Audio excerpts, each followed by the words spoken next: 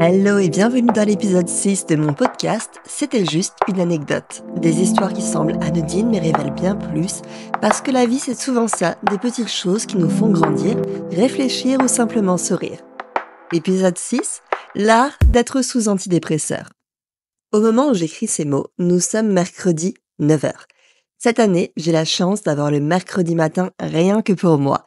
Mon mec bosse, mon fils a cours au collège, donc ils gèrent leur matinée de leur côté. Bref, le contexte est posé, il est temps de parler de l'anecdote. C'est le thème du podcast après tout. Ce matin, je me suis réveillée toute seule à 8h36 et ma première réaction a été « Oh non, j'ai trop dormi, il est tard, j'ai tellement de choses à faire ». Mais des choses excitantes, tu vois. Tourner des vidéos pour YouTube, bosser sur des projets pour la maison, promener mon chien. Et là où cette anecdote devient intéressante, c'est qu'il y a exactement 2 semaines, en me réveillant à la même heure, ma première réaction avait été tout l'inverse. J'étais dépitée. Oh, 8h36, c'est beaucoup trop tôt. Qu'est-ce que je vais bien pouvoir faire de tout ce temps seul? Alors, je refermais les yeux en espérant pitié, que le temps passe plus vite, que je puisse dormir encore un peu pour ne pas affronter cette journée trop longue. Voilà ma vie, sous antidépresseur.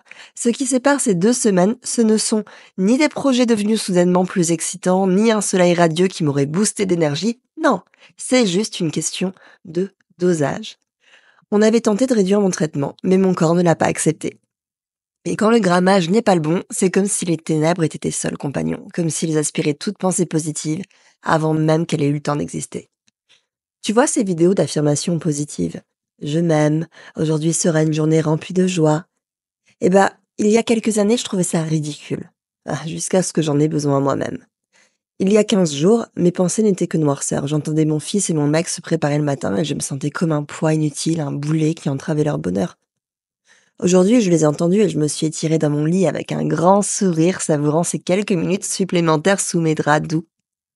Mais il y a 15 jours, je me trouvais tellement nulle, avec une existence sans intérêt que je m'en voulais d'avoir créé mon compte Insta, ma chaîne YouTube, ce podcast. Je suis qui, moi, pour parler de ma vie? Et j'ai hésité à tout supprimer. Plusieurs fois, j'ai ouvert les paramètres d'Instagram, prête à faire sauter mon compte à 10K d'abonnés. Aujourd'hui, ce sont ces mêmes boulets d'il y a 15 jours qui m'ont donné envie de me lever avec le sourire. Parce qu'il y aura toujours 2 faces sur une pièce, parce qu'on a besoin de lumière pour voir l'ombre. Parfois, on traverse des tunnels si longs qu'on se demande si on verra le bout un jour. Contrairement aux axes routiers, nous, on n'a aucune idée du temps qu'il nous reste avant de revoir la lumière. On n'est pas dans ce tunnel avec les panneaux, il reste 3 kilomètres, il reste 2 kilomètres, non. Et parfois, c'est si long, si dur, si effrayant, qu'on a envie d'arrêter la voiture et de dire stop, de poser les bagages et de ne plus avancer.